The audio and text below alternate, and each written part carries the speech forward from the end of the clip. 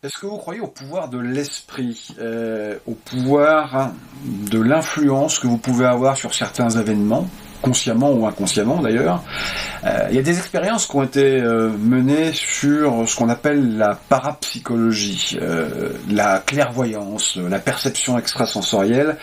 Je vais vous montrer. Ici, vous avez un jeu de 25 cartes. Des cartes assez particulières puisque elles représentent des symboles, un rond, une croix, des vagues, le carré, les étoiles, et ces symboles sont renouvelés 5 fois dans ce jeu-là. Et les cartes ont été créées par un monsieur qui s'appelle Karl Zener, un psychologue américain. C'est d'ailleurs pour ça qu'on l'appelle ces cartes les cartes de Zener.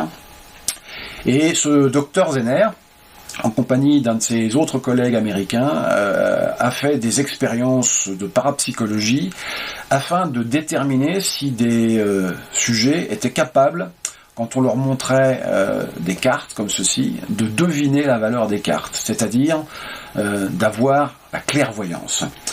Alors, on va tenter l'expérience. Je vais mélanger devant vous pour bien montrer que le mélange est effectif ces cartes, comme ceci. Alors c'est un peu le bazar. Voilà. Et nous allons même les couper, comme ceci. Là, je suis un petit peu généreux. Voilà. Je vais vous demander vous-même de couper le jeu.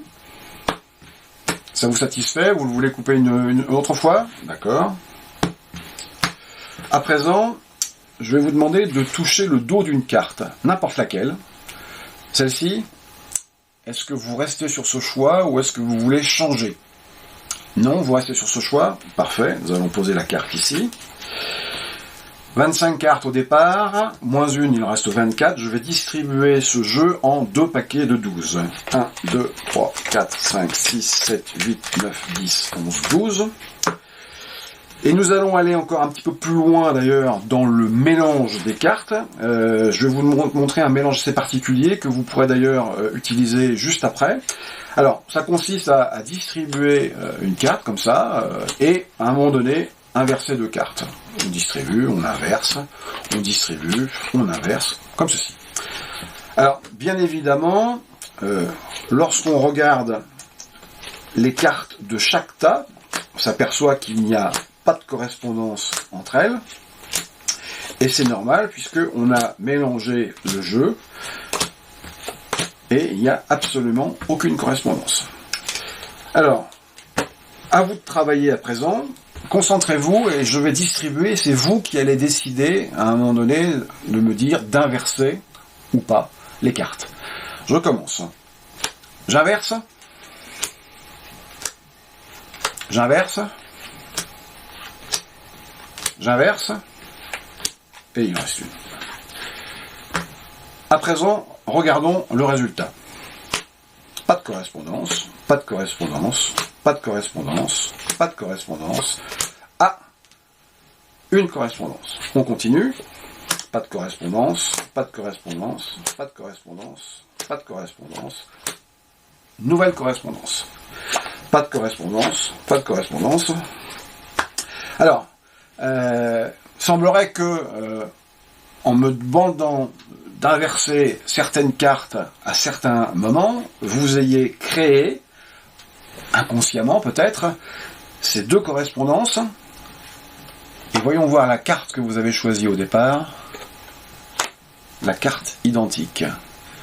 Votre esprit aurait-il décidé de ces correspondances? On va aller un petit peu plus loin dans l'expérience. En fait, on va essayer de mélanger à nouveau un des paquets, sélectionnez lequel vous voulez, celui-ci. Alors, à nouveau, c'est vous qui décidez. Je distribue, j'inverse, parfait. J'inverse. D'accord. Rappelez-vous, un jeu mélangé, une carte librement choisie que vous auriez pu changer, une distribution que vous avez menée en me donnant les instructions nécessaires et qui a conduit à 2 correspondances qui n'existaient pas avant, regardez bien, c'est à nouveau vous qui avez décidé le mélange.